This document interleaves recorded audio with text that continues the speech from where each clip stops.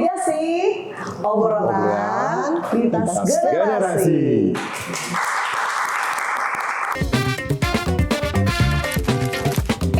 Obrolan lintas generasi. Saya untuk langsung bisa berbincang dengan masyarakat. Obligasi, obrolan lintas generasi. Oke, kita kembali lagi di episode yang very eksklusif kali ini. Masih bersama dengan saya Alvina Santosa yang kerap dipanggil Vina.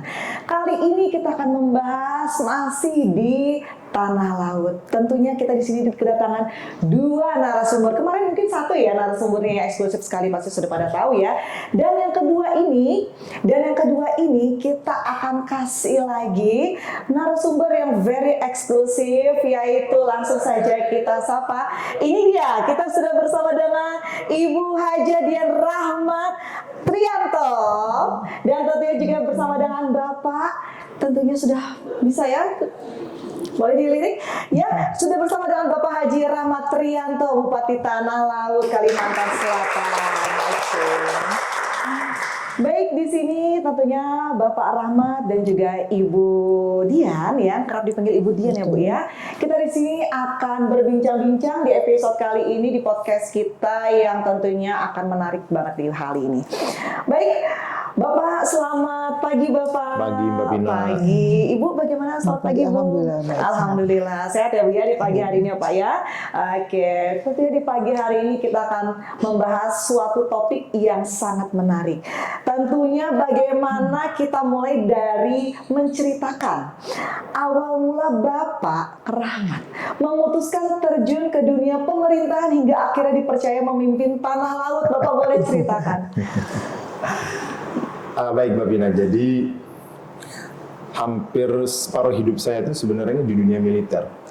Oke. Ya, di dunia militer sejak tamat SMA di usia 22 tahun saya sudah menjadi militer aktif berpangkat Letnan 2 sampai kemarin tahun 2023. Jadi hampir separuh hidup saya. Sehingga yang menarik adalah kenapa saya bisa langsung terjun ke dunia politik ketika saya menjabat sebagai komandan Kodim di Tanah Bumbu. Di situ saya sering berinteraksi langsung dengan masyarakat.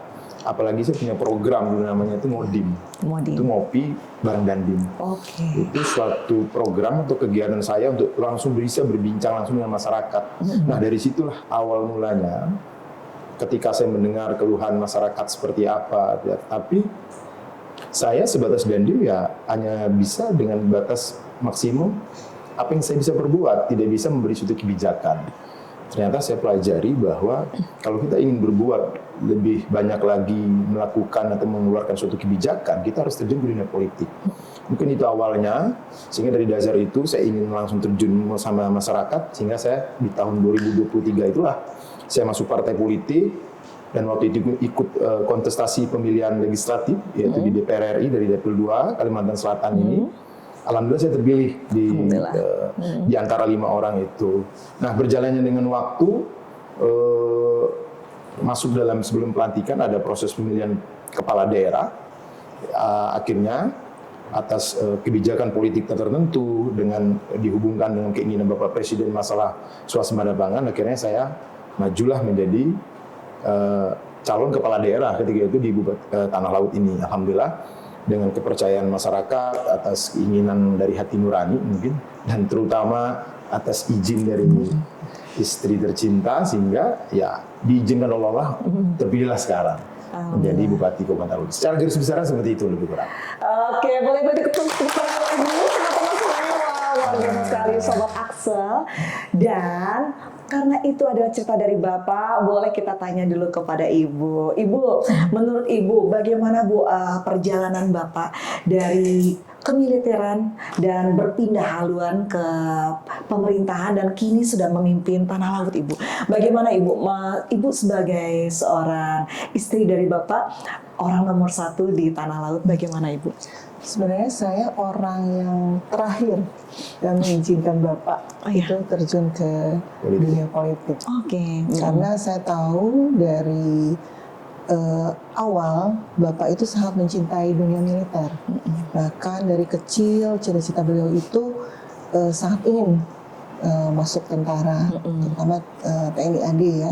Jadi dari kecil beliau mempersiapkan diri untuk masuk ke dunia militer dari segi fisik, kemampuan untuk akademisnya beliau persiapkan, dan saya tahu betul, saya tahu persis ketika beliau ingin mencapai sesuatu goal tersebut, prosesnya itu step by stepnya beliau akan lakukan dengan sedemikian rupa semaksimal mungkin. Iya. Jadi ketika beliau memutuskan untuk terjun ke dunia politik, itu saya sempat berpikir ulang gitu kan.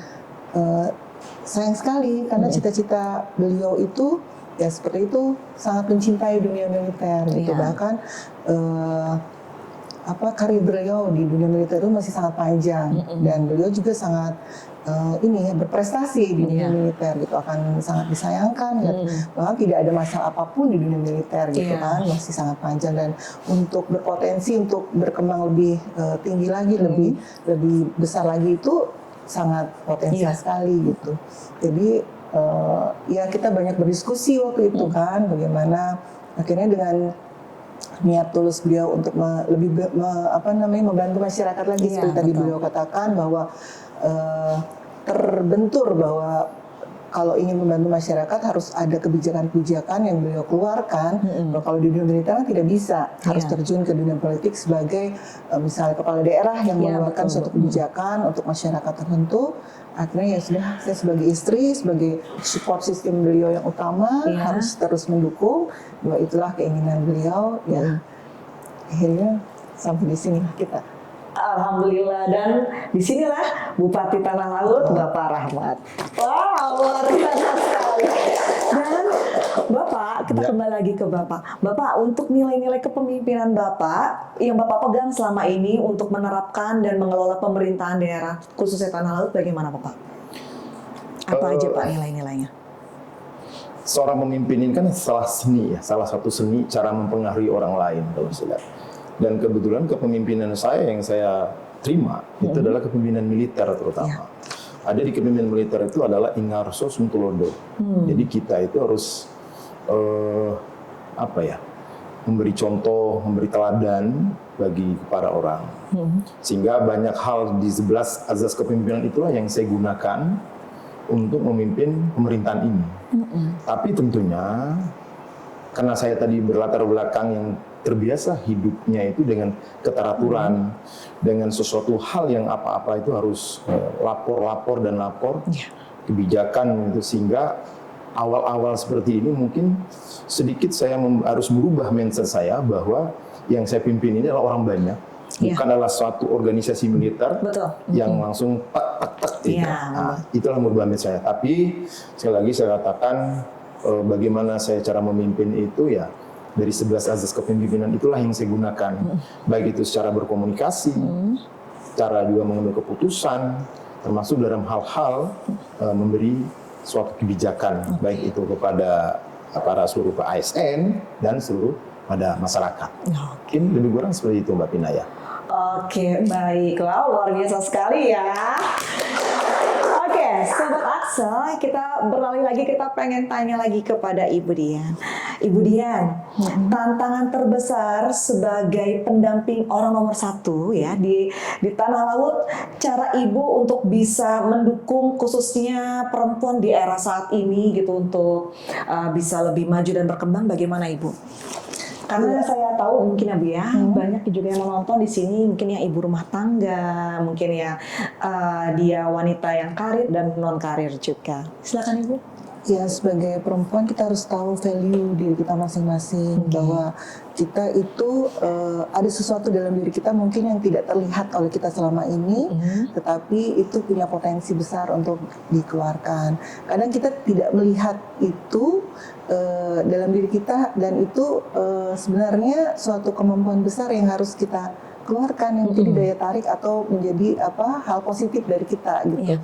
Kadang tertutup oleh misalnya rasa rendah diri, rasa tidak kepercayaan diri gitu kan.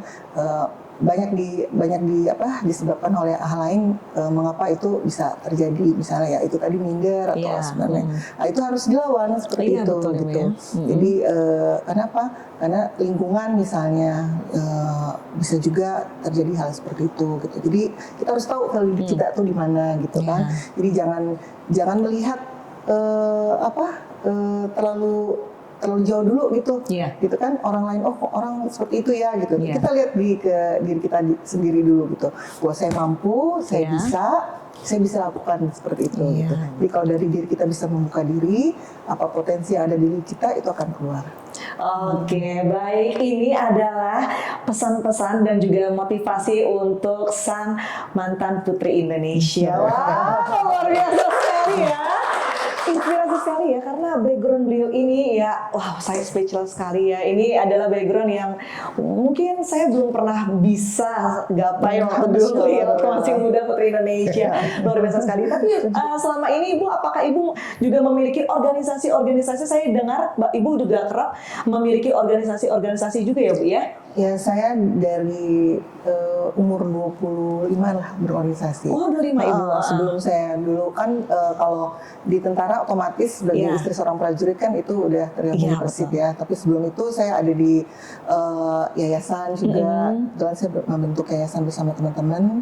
Itu sekolah anak jalanan. Oke. Jadi kita itu lebih ke sosial. Oh, sosial. Saya juga aktif di IWAPI. Itu terus di P2LIPI juga saya aktif. Ya, di WITT terutama WITT Wanita Indonesia Tanpa Tembakau juga, itu saya sekjennya. Oke, gitu. Mungkin ada gerakan yang ingin Ibu lakukan atau movement gitu sebagai Ibu seorang wanita untuk saat ini? WITT Wanita Indonesia Tanpa Tembakau itu lebih fokus ke gaya hidup sehat. Oh, gaya hidup Lifestyle. sehat. Oke. Itu lebih fokus ke wanita dan anak-anak gitu. Wanita dan anak-anak. Jadi gaya hidup sehat tanpa asap rokok. Wow, luar biasa sekali. Ingat ya teman-teman semuanya, harus gaya hidup sehat ya Sobat Axel. Oke, terima kasih Ibu, dan kita beralih lagi ke Bapak Rahmat nih ya.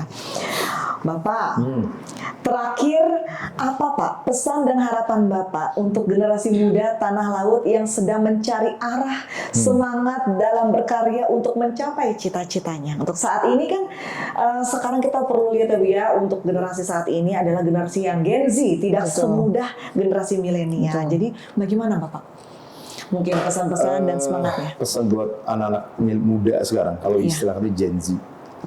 Yang pertama, kita harus fokus dengan apa yang menjadi tujuan, sesuai dengan arah kompas yang ingin siapapun Anda, dimanapun Anda berada, dengan tujuan awal kita itu apa, sehingga kita tidak liar atau lari dari tujuan tersebut. Apabila kita sudah mencapai tujuan, cita-cita, karena orang, tiap-tiap individu berbeda yang diberikan talenta oleh Allah, sehingga itulah yang kita capai, kita tuju, sehingga tidak keluar dari jalur yang kita tuju kompas. Nah, untuk mencapai tujuan tersebut pasti banyak halangan, rintangan, tantangan, semuanya lah. Itulah dinamika. Dinamika seseorang tidak akan pernah mudah menggapai sesuatu tanpa adanya yang saya sampaikan tadi, ancaman, gangguan, hambatan. Karena untuk menjadi yang kita inginkan tersebut, bohong apabila kita tidak diuji dengan sesuatu hal yang rumit. Karena kalau kami di militer itu, Mbak Vina, seseorang petarung hebat itu akan merasakan penderitaan yang panjang dulu, baru dia menjadi orang yang kuat dan hebat, agar dia bisa menjadi juara yang dan sebagai pemenang. Ya, jadi itu buat anak muda, jangan pernah putus asa, jangan pernah pantang menyerah. Sesuaikan hidupmu dengan apa yang kalian inginkan. Hadapi halangan rintangan, jadikan yang lalu. Dan terpenting adalah berdoa sama Allah, ridho dari orang tua. Masya Allah. Oke, itu tadi pesan-pesan dan juga semangat ya dari Bapak Rahmat untuk semua generasi muda, terutama untuk saat ini generasi Gen Z. Kita minta juga dong pesan-pesan juga dari Ibu Dian untuk generasi Gen Z mungkin yang lebih ke wanita. Nah, Gen Z wanita beda Bu ya dengan milenial dulu ya Bu ya. Sebenarnya sama aja, relate seperti yang disampaikan sama Bapak. Yang ini saya cerita sedikit tentang latar belakangnya. Saya dulu kagum sekali sama leadershipnya Bapak. Ada salah satu cerita terfavorit saya yang selalu saya sampaikan di berbagai kesempatan, cerita tentang Bapak nih. Oke. Jadi dulu waktu kita masih pacaran, jadi ada kita pernah ngobrol-ngobrol nih. Iya. Jadi waktu itu Bapak cerita bahwa saya sangat passion sekali di dunia militer gitu ya, bahwa beliau akan mencapai karir tertinggi di dunia militer seperti ini. Jadi beliau tuh punya mapping di dalam kehidupan beliau bahwa punya goal-goal yang akan dicapai beliau pada saat-saat tertentu.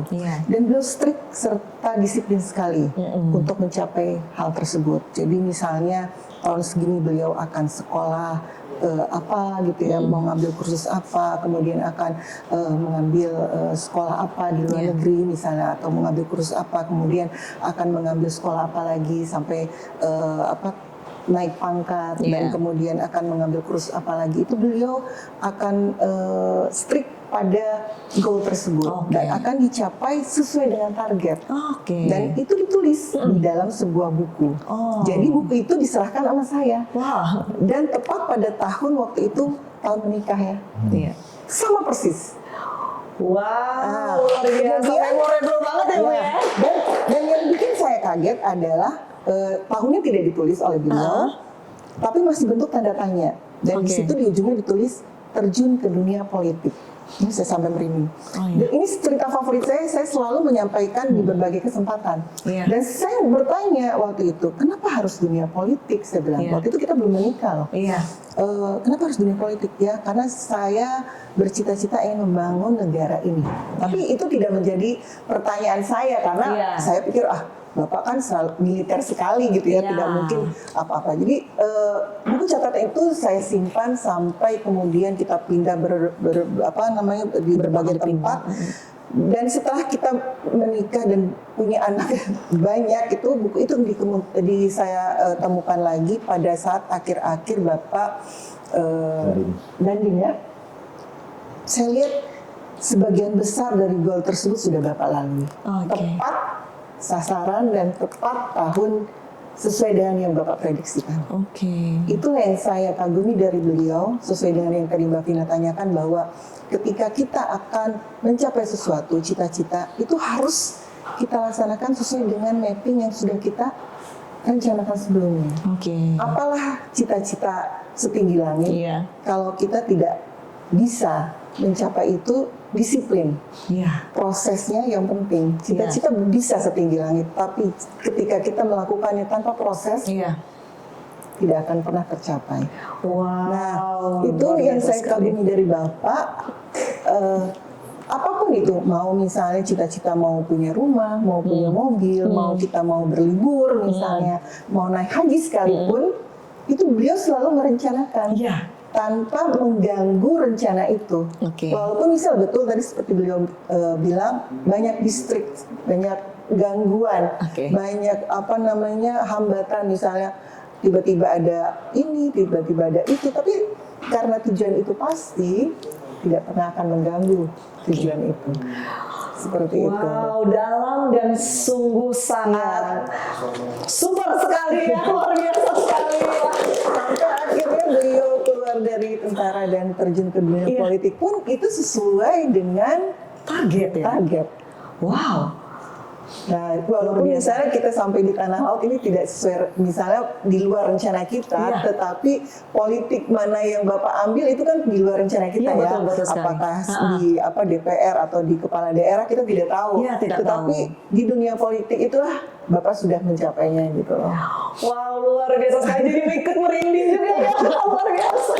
Itu mungkin bisa jadi acuan buat anak-anak muda, tidak laki-laki atau tidak perempuan, bahwa jika kita mempunyai cita-cita atau tujuan dalam hidup, itu tidak akan pernah berarti kalau kita tidak melakukan proses demi prosesnya sesuai dengan apa yang akan kita tuju. Wow. Ini benar-benar menjadi motivasi juga ya untuk saya sebagai host pun juga termotivasi, apalagi yang nonton ya, untuk Sobat Axel. Luar biasa sekali, beri tepuk tangan yang meriah sekali lagi untuk India. Luar biasa.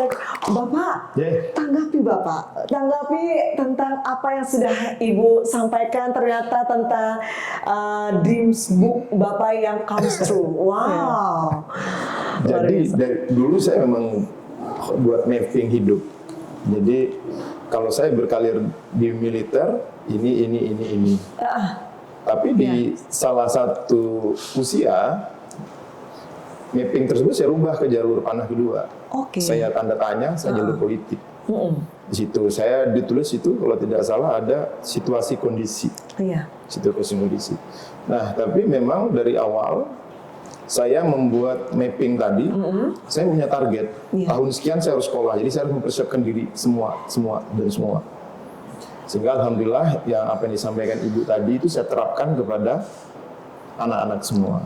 Jadi kalau kamu ingin menggapai sesuatu, kamu persiapkan dirimu, jangan pernah mengandalkan orang tua atau orang lain, karena dirimu lah yang akan merubah dirimu itu sendiri. Nah, itu mungkin dari itulah, mungkin emang sih yang paling banyak memahami ya hanya Ibu tentang apapun itu bentuk politik saya.